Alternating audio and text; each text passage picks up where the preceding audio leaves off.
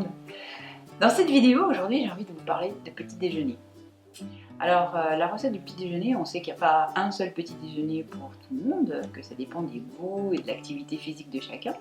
Moi, j'ai remarqué que le petit déjeuner à la française classique, pain blanc, café ou thé, jus de fruits, souvent jus d'orange d'ailleurs, ne me convenait pas du tout à mes intestins, ni à mon activité physique.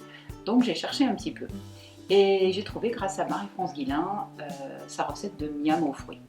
Et c'est une recette qui est sur son site internet, que je vous mettrai dans la barre d'infos, et qui est faite à base de fruits, de citron, de bananes et de graines. Donc voilà la recette que je vous propose de faire avec vous aujourd'hui. Pour réaliser cette recette, nous allons avoir besoin d'une demi-banane, d'un jus de citron, 2 cuillères à café de jus de citron, de graines de sésame et de graines de lin broyées, d'huile de colza et de fruits, ainsi que quelques graines d'oléagineux du type amandes, graines de tournesol, graines de courge, noisettes, ce que vous avez sous la main. Donc c'est vrai qu'il faut se munir un petit peu de graines d'oléagineux. La première étape de cette recette, on va écraser bien minutieusement la banane pour qu'elle s'oxyde. Voilà. Une demi-banane, ça suffit largement. Vous pourrez garder l'autre moitié de la banane pour le miam du jour suivant.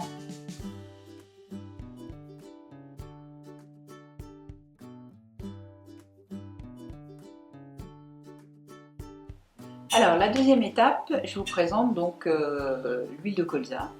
L'huile de colza, c'est ce qui va venir émulsionner la banane. C'est une huile de première pression à froid qui est très équilibrée en oméga 3 et en oméga 6. Alors de cette très bonne huile de colza, je vais verser 2 cuillerées à soupe dans ma banane. 1, 2, voilà. Et je vais procéder à l'émulsion de l'huile d'olive avec la banane comme une mayonnaise. Donc là, ça peut prendre un petit peu de temps, mais après on acquiert le geste très facilement.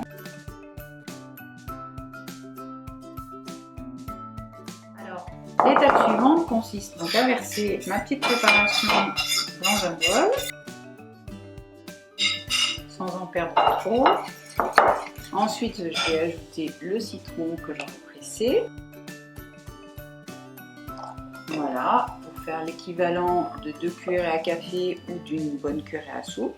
Comme ça, c'est très bien. C'est pas très important si on en met un petit peu plus. Après, l'idée, c'est pas d'avoir une préparation trop acide. À ce stade-là, je vais rajouter les graines de lin et les graines de sésame broyées. Donc les graines de sésame, ça se présente sous forme de petites graines plutôt blanches.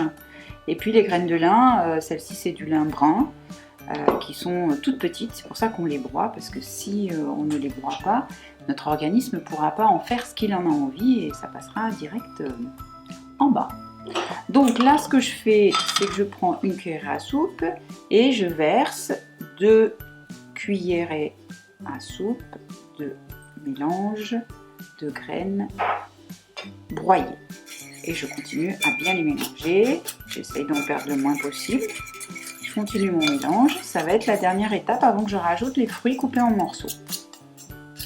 Les 2 dernières étapes de cette recette avant la dégustation, ça va être le découpage des fruits. Donc les fruits, on en choisit autant qu'on en veut, hein. Vraiment c'est au choix de chacun.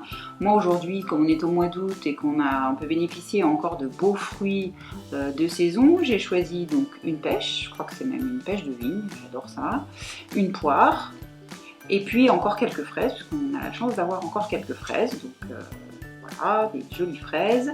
Et puis la dernière étape, ce sera de mettre les quelques oléagineux, alors pas trop, là j'ai pris des amandes et des graines de tournesol parce que c'est ce que j'avais dans mon placard en ce moment.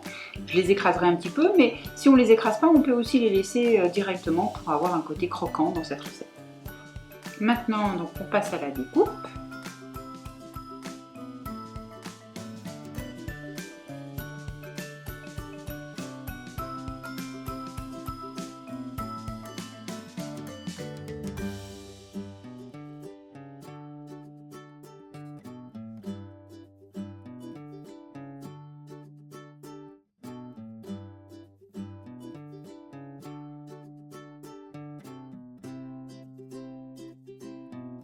Donc là, ça fait déjà une jolie petite soupe, bien colorée. Si vous avez un abricot, vous pouvez le rajouter. Et tous les fruits qui vous semblent intéressants. Voilà. Et donc, la dernière étape, eh bien, vous parsemez cette petite soupe de fruits avec les petites graines que vous avez mis de côté. Donc, voici des petites graines de tournesol, quelques amandes. Ça suffit, il n'en faut pas plus. Et voilà le miam aux fruits tel qu'il doit se présenter, joli, coloré. Ça donne envie, non? Voilà, maintenant il ne nous reste plus qu'à déguster la recette du miam aux fruits. Je vous rappelle que cette recette a été élaborée par France Guillain et nous mettrons d'ailleurs toutes les coordonnées de son site internet dans la barre d'infos. En attendant, retrouvez-nous très vite pour des prochaines vidéos et pour des articles sur le site internet La Petite Fabrique d'Agnès. À très bientôt!